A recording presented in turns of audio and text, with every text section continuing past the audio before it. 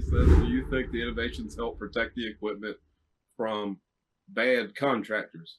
LOL. Well, there are no bad contractors watching this. I promise you that. But yes, yes. In almost all cases, the innovations that we were talking about earlier, the self protections that we have, yes, it can help protect from bad contractors. It can. Well, I don't know if I'd really go with bad contractors. I No, I think mean, it's more. I'm just quoting the man here. You know.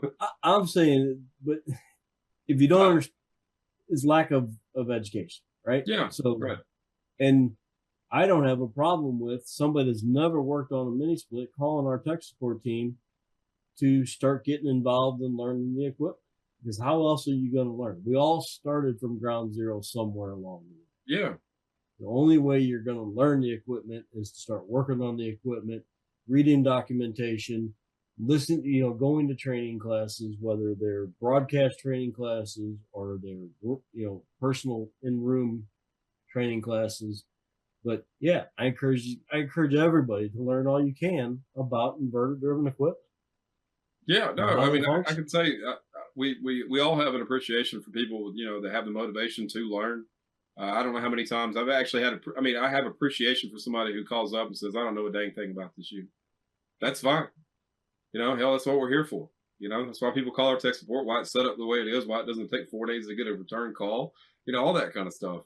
Um, I mean, we've taken because of the flex, right, and then 24-volt adapters and stuff. We've taken calls on how do you wire this thing, you know, Right. how do you wire up the thermostat, stuff like that. We've taken calls on all that kind of stuff, and it's not something that we, don't think that we're, anybody's like making fun of it or any of the rest of that stuff. I mean, really, it's what we do for a living. It's the reason why we keep doing it every single day. If we hated that part of it, then we'd probably do something else. You know. Yeah. Um, We get paid to help you with the product. yeah. As a matter of fact, we recently had somebody take somehow, one way or another, high voltage got connected to the communication side of a multi-pro system. I think it was multi-pro or VRF or something. Absolutely was. Yep. All right. The unique thing about that call was that that's what they led with. High voltage got hooked up to the side.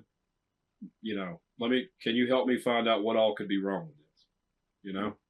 And I mean, right out of the gate, we can go, yeah, probably boards, because, definitely doesn't have protections for high voltage in it because you shouldn't have high voltage on it at all.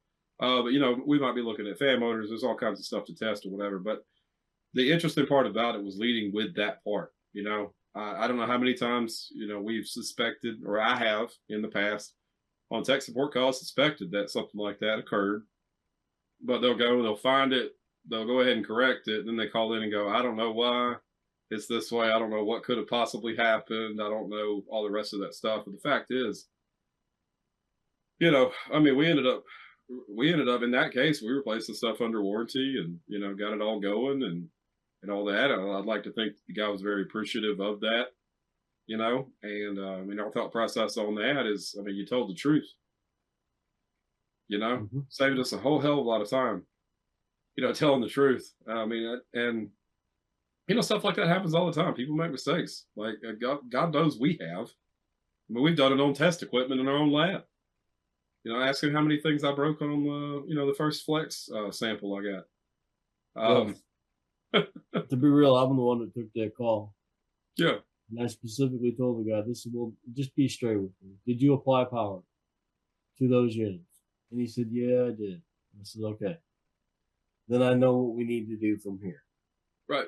We warranted the parts because, I'd have spent a lot more time on the phone with him trying to figure out what was wrong than him just being honest with me straight.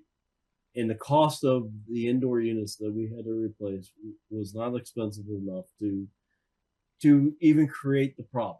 It was just better to say, you know what, we're going to take care of this under warranty. We need to get your customer taken care of because they're sitting there. It's middle of summer. It's hotter than all get out. Mm-hmm. I'm like, they want air conditioning. They obviously have a black eye toward the equipment because they got a brand new system that won't work. So we just took care of it.